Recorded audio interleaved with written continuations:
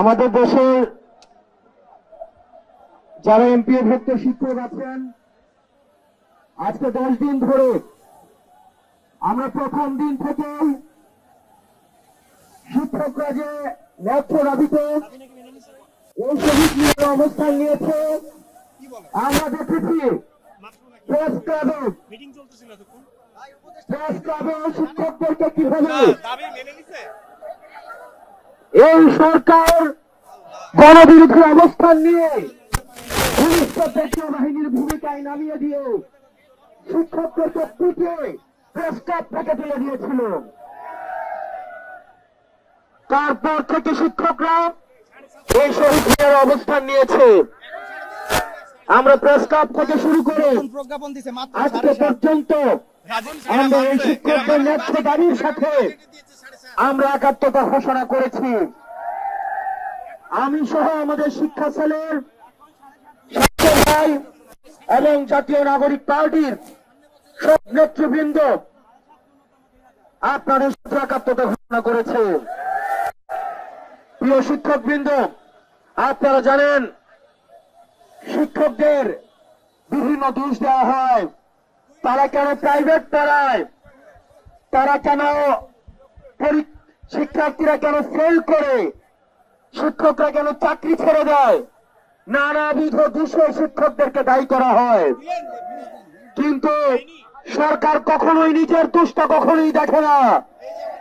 12,500 টাকা দিয়ে একটা পরিবার কেন একাও বাংলাদেশে ব্যাচেলর হিসেবে থাকা যায় না? প্রিয় শিক্ষা উপদেষ্টা, আমরা ভেবেছিলাম আপনি ক্ষমতায় আসার পরে, আপনি দায়িত্ব নেওয়ার পরে আপনি একটা শিক্ষা সংস্কার কমিশন করে দিয়ে শিক্ষকদের নৈতিক দাবিগুলোকে মেনে নিয়ে শিক্ষককে বিশ্বমানের এবং শিক্ষকদেরকে প্রাধান্য দিয়ে আমরা যুগোপযোগী একটা শিক্ষা ব্যবস্থা চালু করতে পারবো।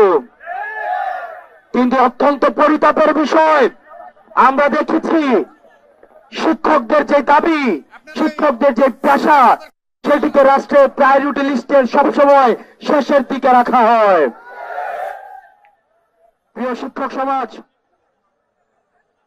আমরা অনেককেই দেখেছি শিক্ষকতা পেশায় নিযুক্ত হয়েও এই শিক্ষকতা পেশা ছেড়ে দিয়ে নানাবিধ পেশায় চলে যেতেন। কেউ ব্যাংকের চাকরি পেলে ব্যাংকে চলে যায়, কেউ এনজিওতে চাকরি পেলে এনজিও চলে যায়, কেউ যদি নিজে ব্যবসা করতে পারে তারা শিক্ষকতা ছেড়ে দিয়ে নিজস্ব ব্যবসা করে তারা জীবন পরিচালিত করে।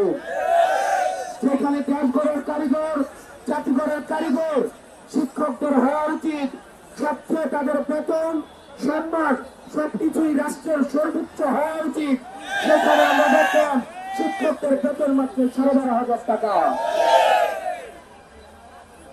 আমরা এই শিক্ষক সমাজকে সাথে নিয়ে এই শিক্ষা উপদেষ্টাকে বলতে চাই, আপনার যে দারোয়ান, আপনার গাড়ির যে ড্রাইভার, এই গাড়ির ড্রাইভারের খোঁজ নিয়ে দেখেন ঢাকা শহরে 5 তলা বাড়ি রয়েছে।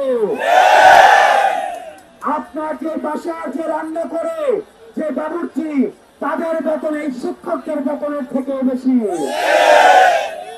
আপনি জাতিগড়ের কারিগরদেরকে আপনি দায়িত্ব দিয়েছেন প্রথম শ্রেণীর নাগরিক হওয়ার জন্য, কিন্তু এই জাতিগড়ের কারিগররা জীবন যাপন করে 4র্থ শ্রেণীর। একটা 4র্থ শ্রেণীর জীবন যাপন করে কেউ প্রথম শ্রেণীর নাগরিক বানাইতে পারে না। আমরা দেখেছি শিক্ষকরা যখন এই যৌক্তিক দাবিতে রাস্তায় নেমে এসেছে, পুলিশকে প্রেসিডেন্ট নেই, আমাদের পুলিশ ভাইদেরকে পেট্রোল বাহিনীর মতো আপনাদের উপরে লেলিয়ে দেওয়া হয়েছে। সেই দিন থেকে ওই সিআরএফ দলের শিক্ষা উপদেষ্টা থাকার কোন নৈতিক কোন ব্যক্তি নেই।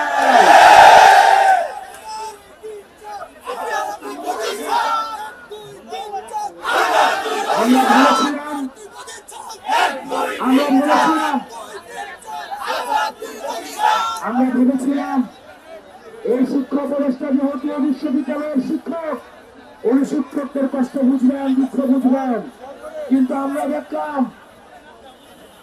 সনাতনী আমলাতান্ত্রিক মনোভাবনার মধ্যে রয়েছে।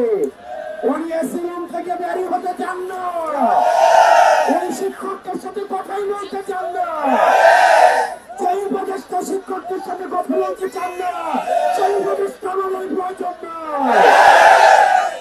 সেজন্য আমরা বলতে চাই, এই শিক্ষকদের দাবি যতক্ষণ না পর্যন্ত আদায় হচ্ছে, আমরা আপনাদের সাথে এখন অনুষ্ঠান করব। এই দাবি আদায় করে আমরা ঘরে ফিরব। এই শিক্ষকদের জীবন